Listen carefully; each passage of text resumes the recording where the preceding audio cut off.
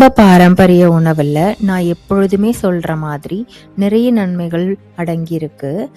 அந்த காலத்துல இருந்த வாழ்க்கை சூழலுக்கு தகுந்த மாதிரி நிறைய மாவுச்சத்து மற்றும் பல நன்மைகள் தரக்கூடிய பதார்த்தங்களை சேர்த்து சாப்பிட்டாங்க. ஆனா இப்போ நமக்கு உடல் உழைப்பு கம்மி.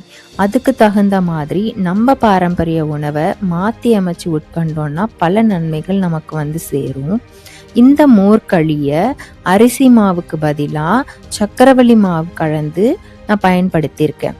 சாதாரண சக்கரவள்ளி கிழங்கு மாவு இல்லை, சக்கரவள்ளி கிழங்க ஃபர்மெண்ட் பண்ணி அதை பவுடர் ஆக்கி அதை இதில் பயன்படுத்தியிருக்கேன். ஃபர்மெண்ட் பண்ணுறதுனால கிழங்குல இயற்கையாகவே இருக்கிற சர்க்கரை அளவை கம்மி பண்ணுறது மட்டும் இல்லாமல் நம்ம ரத்தத்தில் ஏறக்கூடிய சர்க்கரை அளவை கம்மி பண்ணுறதுக்கும் இந்த ஃபர்மெண்டேஷன் ப்ராசஸ் உதவியாக இருக்குது. சக்கரவள்ளி கிழங்க எப்படி ஃபர்மெண்ட் பண்ணி பவுடர் ஆக்குறது அப்படிங்கிற வீடியோ என்னோட பயோல இருக்கு. அரிசி மாவை காட்டிலும் இந்த சக்கரவள்ளி கிழங்கு மாவில் நிறைய நார்ச்சத்து, விட்டமின் ஏ, பொட்டாசியம் அடங்கி இருக்கு. அது மட்டும் இல்லாமல் இது ஒரு நல்ல ப்ரீபயோட்டிக் சோர்ஸ். அதனால இது ஒரு கட் ஃப்ரெண்ட்லி மற்றும் லோ கிளைசிமிக் உணவாக கருதப்படுது. கிளைசிமிக் இண்டெக்ஸ் அப்படின்னா நம்ம உணவில் இருக்கிற மாவுச்சத்து, அதாவது கார்போஹைட்ரேட், ரத்தத்தில் இருக்கிற சர்க்கரை அளவை எவ்வளோ வேகமாக அல்லது எவ்வளோ கம்மியாக உயர்த்துது அப்படிங்கிறத குறிப்பிடுற குறியீடு. அந்த வகையில் இந்த ஃபர்மெண்டட் சக்கரவள்ளி கிழங்கு லோ கிளைசிமிக் உணவாக கருதப்படுது. அரிசி மாவை காட்டிலும் இந்த சக்கரவள்ளி கிழங்கு மாவில் நிறைய நார்ச்சத்து, விட்டமின் ஏ, பொட்டாசியம் அடங்கி இருக்கு. அது மட்டும் இல்லாமல் இது ஒரு நல்ல ப்ரீபயோட்டிக் சோர்ஸ். அதனால இது ஒரு கட் ஃப்ரெண்ட்லி மற்றும் லோ கிளைசிமிக் உணவாக கருதப்படுது. கிளைசிமிக் இண்டெக்ஸ் அப்படின்னா நம்ம உணவில் இருக்கிற மாவுச்சத்து, அதாவது கார்போஹைட்ரேட், ரத்தத்தில் இருக்கிற சர்க்கரை அளவை எவ்வளோ வேகமாக அல்லது மெதுவாக உயர்த்துது அப்படிங்கிறத குறிப்பிடுற குறியீடு.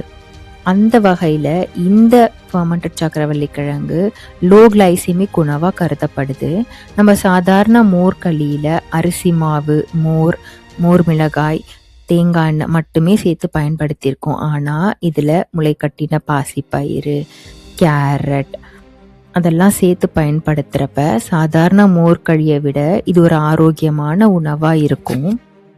பொதுவாகவே நம்ம மோர்களியில் தேங்காய் எண்ணெய் பயன்படுத்துவோம்.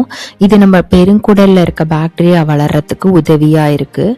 அது மட்டும் இல்லாமல் ஃபேட் சால்யூபிள் விட்டமின்ஸ் மற்றும் சில மினரல்ஸை நம்ம பாடியில் அப்சார்ப் பண்ணுறதுக்கு இது ரொம்ப உதவியாக இருக்குது. அதனால் இந்த சக்கரவள்ளி கிழங்குல இருக்க விட்டமின் ஏவை நம்ம உடம்புல பெட்டராக அப்சார்ப் பண்ணுறதுக்கு இது ஒரு முக்கிய கருவியாக செயல்படும். எனக்கு ரொம்ப மோர்களி பிடிக்கும், ஆனால் டயபெட்டிக் இருக்கிறதுனால என்னால் சாப்பிட முடியலை அப்படின்னு வருத்தப்படுறவங்களுக்கு இது ஒரு சிறந்த மோர்களியாக இருக்கும். அவங்க பயப்படாமல் தாராளமாக திருப்தியாக சாப்பிடலாம். மோர்களி சாப்பிட்ட ஒரு திருப்தி கண்டிப்பாக அவங்களுக்கு கிடைக்கும். பாரம்பரியமான சுவை, ஆனால் அறிவியல் ரீதியான ஆரோக்கியம். அரிசி மாவு இல்லாத குடல் ஆரோக்கியத்திற்கு ஏற்ற ஒரு புதுவிதமான மோர்களி இது. கண்டிப்பாக எல்லாரும் விரும்பி சாப்பிடக்கூடிய ஒரு உணவாக இருக்கும்.